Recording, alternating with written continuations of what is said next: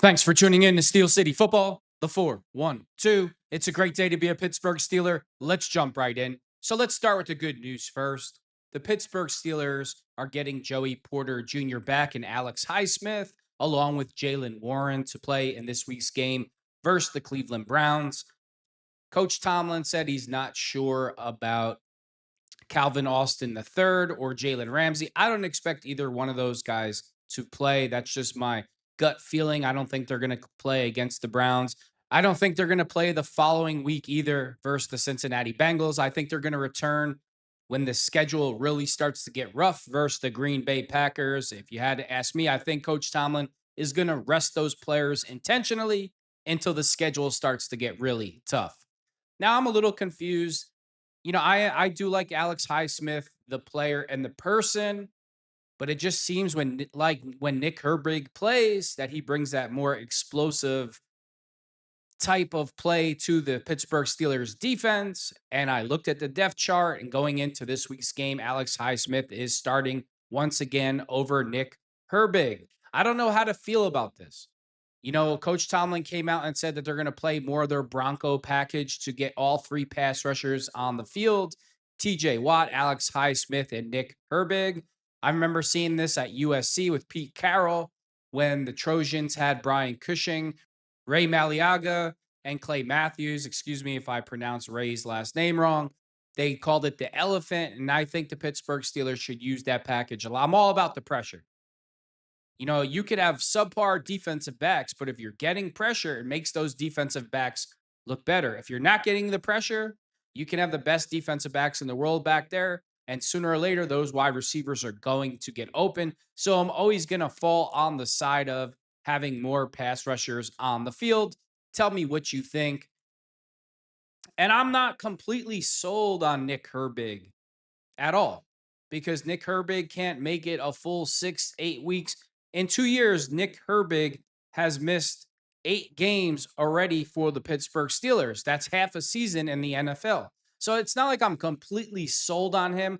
Automatically, a lot of the Steelers media and fan base is giving Nick Herbig this title as one of the best pass rushers in the league. Come on. I mean, let's be serious. I know he's playing well and he's doing good, but you can't just throw that title on him because he had 2 games in a row. Yes, I'll give you that. He is explosive. And if we see Alex Highsmith start to struggle or get injured again, I think Nick Herbig needs to be in the starting lineup. And if they're not in that Bronco package, that Nick Herbig needs to be stealing more of the reps away from Alex Highsmith. It's about time Alex Highsmith puts up big numbers for the amount of money that the Pittsburgh Steelers are paying him. The Pittsburgh Steelers are paying Alex Highsmith big time money. Odell Beckham goes on the Pivot podcast and he's trying to put it out there that he wants to play for the Pittsburgh Steelers. Coach Tomlin, do not sign Odell Beckham. It's over for Odell. When he had his chance to play football, he wanted to be anything but a football player. And now that he's not getting those big NFL checks anymore, like a lot of these guys do, all of a sudden they want to be NFL players once again. All of the quarterbacks on the Pittsburgh Steelers roster have came out and said that they like throwing the football to Scotty Miller. He's a dependable receiver. He runs the routes the right way. He is always in the spots that he's supposed to be in. So I'd rather see Scotty Miller get developed than bringing Odell Beckham onto the Pittsburgh Steelers, who is nothing but a head case and a distraction. Looks like the Pittsburgh Steelers are going to see their old foe, Joe Flacco. He got traded to the Cincinnati Bengals, and I expect him to start for the Cincinnati Bengals when the Pittsburgh Steelers play them, and things should be interesting. I also believe that this week's game versus the Cleveland Browns for the Pittsburgh Steelers is going to be a lot closer than people think. I think the game's going to be decided by a field goal. I've liked what I've seen from the Cleveland Browns defense so far. I think that Dillon Gabriel has played a lot of football and he's better than advertised. And a lot of people are sleeping on him that he can't play football. And I watched him at Oregon.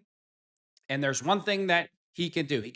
He could throw that football. He makes quick decisions and he knows how to run an offense. Everybody keeps talking about his height, but he's the same height as Drew Brees. And if Drew Brees can do it, why can't Dillon Gabriel do it? I really believe that he can.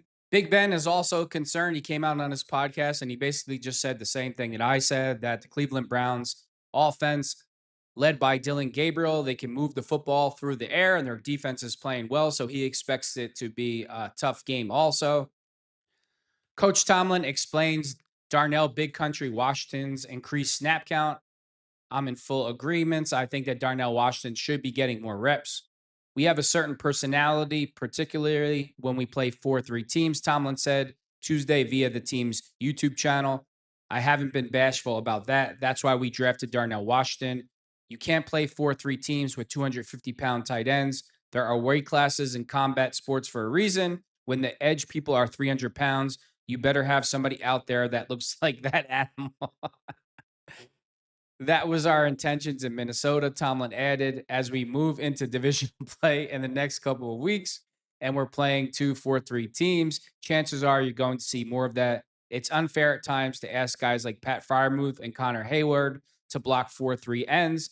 That's not realistic if you want to have a good run game day. Against the Minnesota Vikings, Fryermuth only played 15 out of a possible 53 snaps. Similarly, Smith only played 13 snaps. Compare that to Washington, who played 48 snaps. That was a significant change compared to their week 3 game plan, where Smith and Fryermuth played nearly the entire game, while Washington was more limited. Looks like Steelers are going back to that smash mouth. We're gonna run the ball down your throat. And I absolutely love it.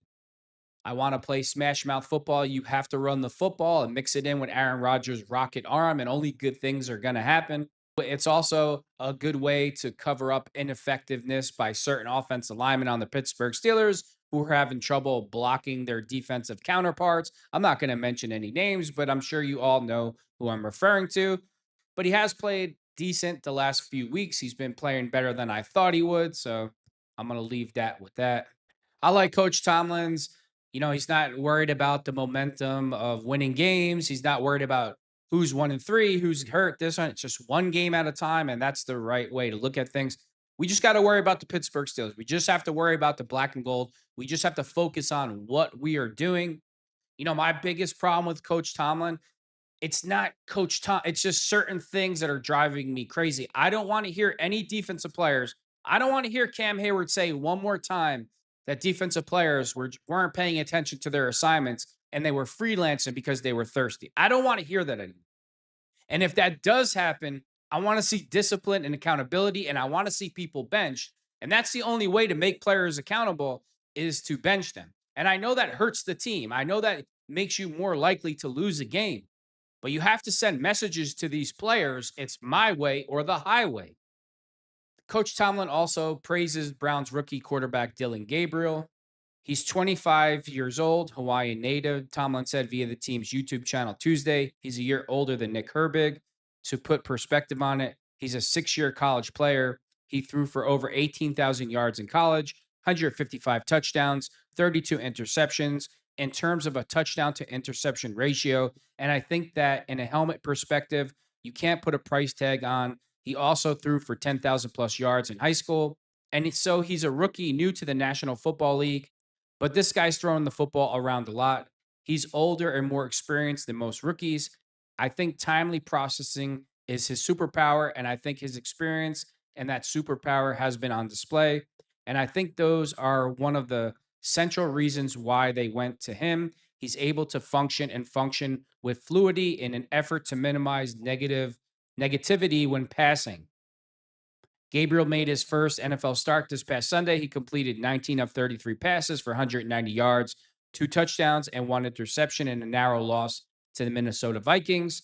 And the Minnesota Vikings are said to have one of the best defenses in the NFL. And that's a really accurate description by Coach Tomlin of Dillon Gabriel. He makes quick decisions. He usually makes the right decisions.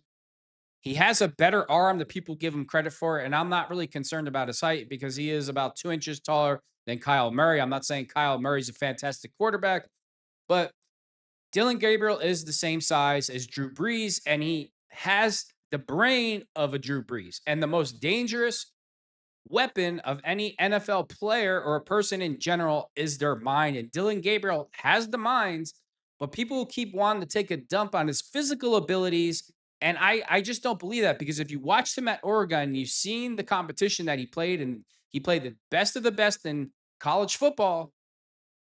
He was definitely the best quarterback in college football the year that he graduated. I watched the games. That's my opinion. There's no give me's at that level of football. When you play the Ohio States and the Penn States and the Alabamas and the Georgias, and you're an elite player putting up elite numbers, there's no flukes.